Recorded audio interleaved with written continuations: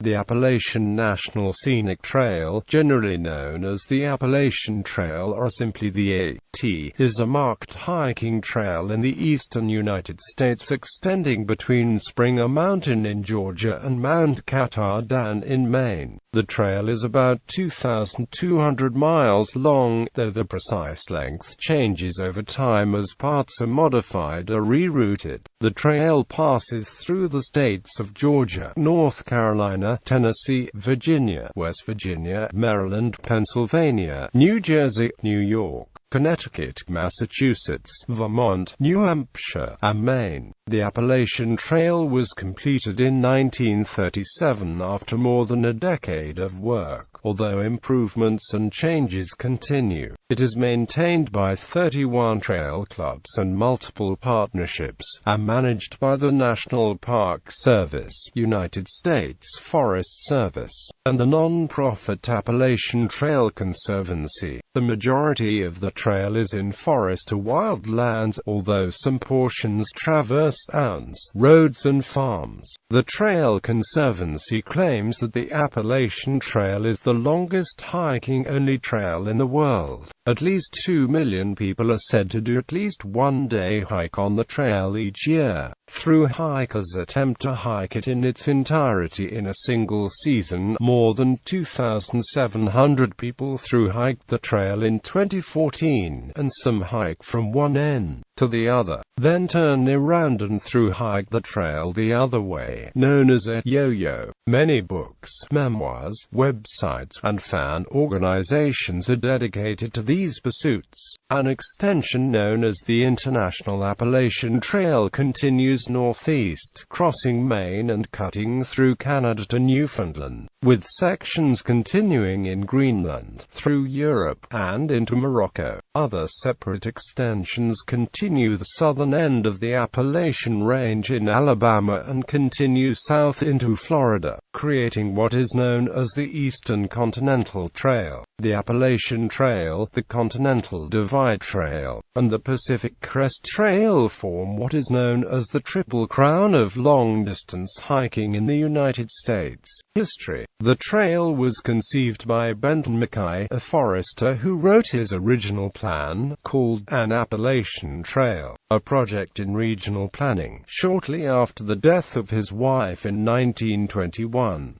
Mackay's idea detailed a trail that would connect a series of farms and wilderness work study camps for city dwellers.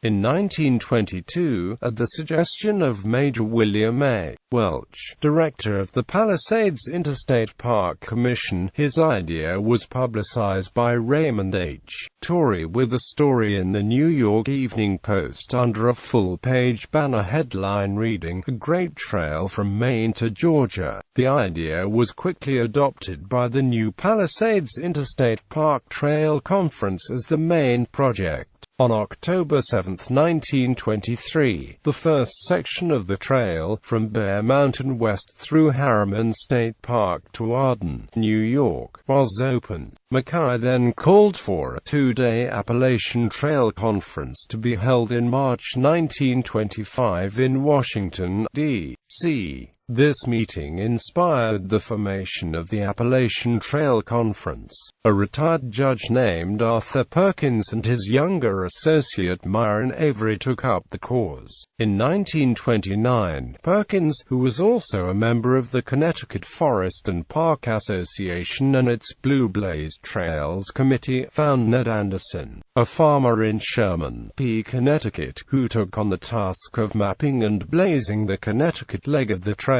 It ran from Dogtail Corners in Webertuck, New York, which borders Kent, Connecticut, at Ashley Falls, 50 miles through the northwest corner of the state, up to Bear Mountain at the Massachusetts border. To be more scenic, adhering less to highways and more to wilderness, and includes a Ned K. Anderson Memorial Bridge. Anderson's efforts helped spark renewed interest in the trail, and Avery was able to bring other states on board. Upon taking over the ATC, Avery adopted the more practical goal of building a simple hiking trail. He and Mackay clashed over the ATC's response to a major commercial development along the trail's path. Mackay left the organization, while Avery was willing to simply reroute the trail. Avery reigned as chairman of the ATC from 1932 to 1952. Avery became the first to walk the trail end-to-end, though not as a through hike, in 1936.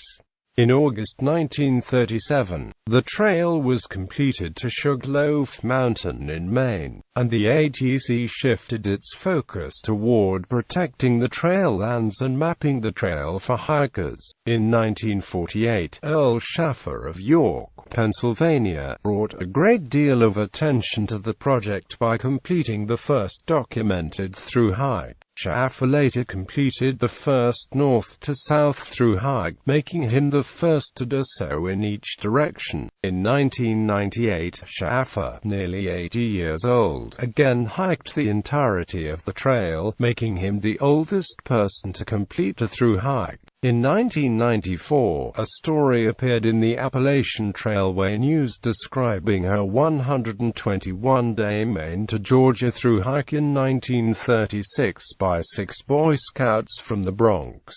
Although the story has been accepted by some members of ALDHA, a great deal of doubt has also been expressed, and this earlier through hike has never been verified. Schaffer's 1948 journey is still generally recognized as the first AT through hike. In the 1960s, the ATC made progress toward protecting the trail from development, thanks to efforts of politicians and officials. The National Trails System Act of 1968 designated the Pacific Crest Trail and Appalachian Trail as the first national scenic trails and paved the way for a series of national scenic trails within the national park and national forest systems. Trail volunteers worked with the National Park Service to map a permanent route for the trail, and by 1971 a permanent route had been marked. By the close of the 20th century, the Park Service had completed the purchase of all but a few miles of the trail's span. Extensions. The International Appalachian Trail is a 1,900-mile extension running northeast from Maine into New Brunswick and Quebec's Gaspé Peninsula, where it ends at Forillon National Park. It is a separate trail and not an official extension of the Appalachian Trail. Other branches are designated in parts of Nova Scotia, Prince Edward Island, and along the western shore of Newfoundland, to the northern end of the Appalachian Mountain Range, where it enters the Atlantic Ocean, near Lanzo Meadows National Historic Site. The route has since been extended to Greenland, Europe, and Morocco. Although the Appalachian Trail ends in Georgia, the Appalachian Mountains continue south to Flag Mountain in Alabama. In 2008, the Pinhoti National Recreation Trail in Alabama and Georgia, which terminates at Flag Mountain, was connected to the southern terminus of the Appalachian Trail via the Benton-MacKaye Trail. Promoters of the southern extension refer to Mackay's statement at the 1925 conference that the Georgia to New Hampshire Trail should, in the future, extend to Katahdin, and then to Birmingham, Alabama. As of March 2015, the Pinhoti Trail terminates at the base of Flag Mountain, near Weogafka in Coosa County, 50 miles east of Birmingham. In 2010, the Alabama state legislature formed the Alabama Appalachian Mountain Trail Commission to provide state resources for trail improvements. Although officially designating Pinhoti as part of the Appalachian Trail would require an act of the United States Congress.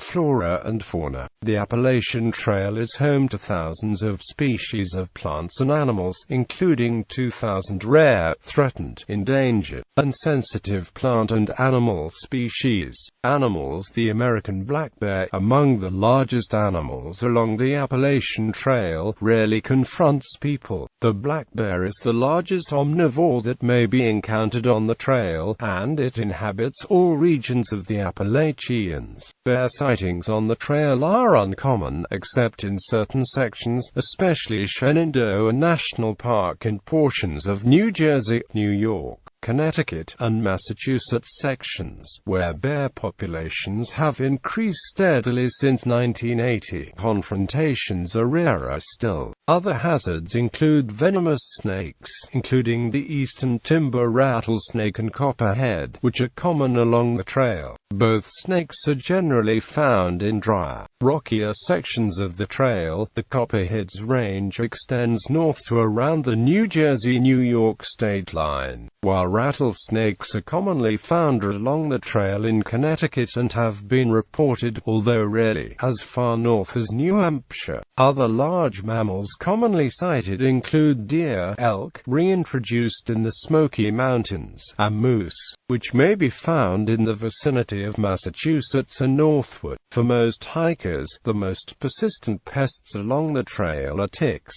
mosquitoes, and black flies, along with the mice that inhabit shelters. Plant life along the trail is varied. The trail passes through several different biomes from south to north, and the climate changes significantly, particularly dependent upon elevation. In the south, lowland forests consist mainly of second growth. Nearly the entire trail has been logged at one time or another. There are, however, a few old-growth locations along the trail, such as Sage's Ravine straddling the Massachusetts-Connecticut border and atop higher peaks along the trail on either side of the same border, the Hopper, and the Hermitage, near Gulf Haggis in Maine. In the south, the forest is dominated by hardwoods, including oak and tulip trees, also known as yellow poplar. Farther north, tulip trees are gradually replaced by maples and birches. Oaks begin to disappear in Massachusetts. By Vermont, the lowland forest is made up of maples, birch and beech, which provide spectacular foliage displays for hikers in September and October. While the vast majority of lowland forests south of the White Mountains is hardwood, many areas have some coniferous trees as well, and in Maine, these often grow at low elevations. There is a drastic change between the lowland and subalpine evergreen forest, as well as another, higher break, a tree line, above which only hardy alpine plants grow. The subalpine region is far more prevalent along the trail than true alpine conditions. While it mainly exists in the north, a few mountains in the south have subalpine environments, which are typically coated in an ecosystem known as the Southern Appalachian Spruce Fir Forest. Southern ranges and mountains where subalpine environments occur include the Great Smoky Mountains, where subalpine environments only begin around 6,000 feet in elevation, Roan Highlands on the North Carolina-Tennessee border, where subalpine growth descends below 6,000 feet, and Mount Rogers and the Grayson Highlands in Virginia, where there is some alpine growth above 5,000 feet. Appalachian balds are also found in the southern highlands, and are believed to occur due to fires or grazing in recent centuries, or in some cases due to thin, sandy soils. Several balds are sprouting trees, and on some, the National Forest Service actually mows the grasses periodically in order to keep the balds free of trees. Topography. No subalpine regions exist between Mount Rogers in Virginia and Mount Greylock in Massachusetts, mainly because the trail stays below 3,000 feet from Shenandoah National Park in Virginia to Mount Greylock. Mount Greylock, however, has a large subalpine region, the only such forest in Massachusetts, extending down to 3,000 feet. which in the south would be far from the subalpine cutoff. This is especially low because Greylock is exposed to prevailing westerly winds, as the summits along its ridgeline rise approximately 200 to 650 feet higher than any other peak in Massachusetts. Farther north, several peaks in Vermont reach into the subalpine zone, the bottom of which steadily descends as one proceeds northward, so that by the White Mountains in New Hampshire, it often occurs well below 3,000 feet. At Mount Moosilauke, which summits at 4,802 feet, the first alpine environment on the trail is reached, where only thin, sporadic flora is interspersed with bare rocks. Between the two regions is the Krumholtz region, where stunted trees grow with the branches oriented away from the winter's prevailing northwest wind, thus giving the appearance of flags. This region resembles lowland terrain hundreds of miles north in Canada. It also contains many endangered and threatened species. The trail has been rerouted over New Hampshire's presidential range so the Appalachian Mountain Club can protect certain plant life. The alpine cutoff in the Whites is generally between 4,200 and 4,800 feet. Mountains traversed by the AT above treeline include Mount Moosilauke, several miles along the Franconia Range and along the Presidential Range. In the Presidentials, the trail climbs as high as 6,288 feet on Mount Washington and spends about 13 miles continuously above treeline. In the largest alpine environment in the United States east of the Rocky Mountains, the segments of the trail through Pennsylvania are so rocky that hikers refer to the region as Rocksylvania. These small rocks, the result of erosion that has worn away the dirt along the trails, can be tough to walk on for extended periods of time without proper hard-soled shoes. In Maine, the trail extends into even harsher environments, and subalpine and alpine growth descends to lower elevations. Alpine growth in the state ranges from around 2,500 feet in the Mahoosic Range to below 1,000 feet in parts of the 100-mile wilderness, where nearly every area higher than 1,000 feet is evergreen forest.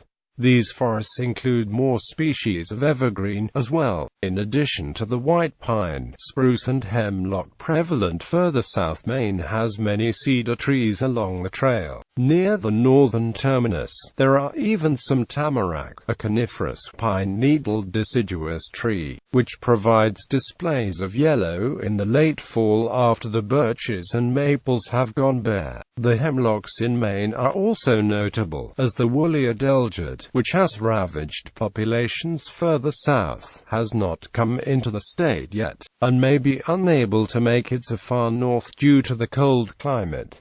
Maine also has several alpine regions, in addition to several areas of the Mahoosic Range. The Baldpates and Old Blue in southern Maine have alpine characteristics despite elevations below 4,000 feet. Saddleback Mountain and Mount Bigelow, further north, each only extend a bit above 4,000 feet, but have long alpine areas, with no tree growth on the summits and unobstructed views on clear days. From Mount Bigelow, the trail extends for 150 miles with only a small area of alpine growth around 3,500 feet on the summit of Whitecap Mountain. Mount Katahdin, the second largest alpine environment in the eastern United States, has several square miles of alpine area on the flat tableland summit as well as the cliffs and arêtes leading up to it. Tree line on Mount Katahdin is only around 3,500 feet. This elevation in Massachusetts would barely be a subalpine region, and, south of Virginia, consists of lowland forest. This illustrates the drastic change in climate over 2,000 miles. Despite the alpine environments well below 5,000 feet in New Hampshire and Maine, some high places farther south are not alpine. Examples include Ware Bald in North Carolina 5,342 feet and Clingman's Dome in Great Smoky Mountains National Park 6,643 feet.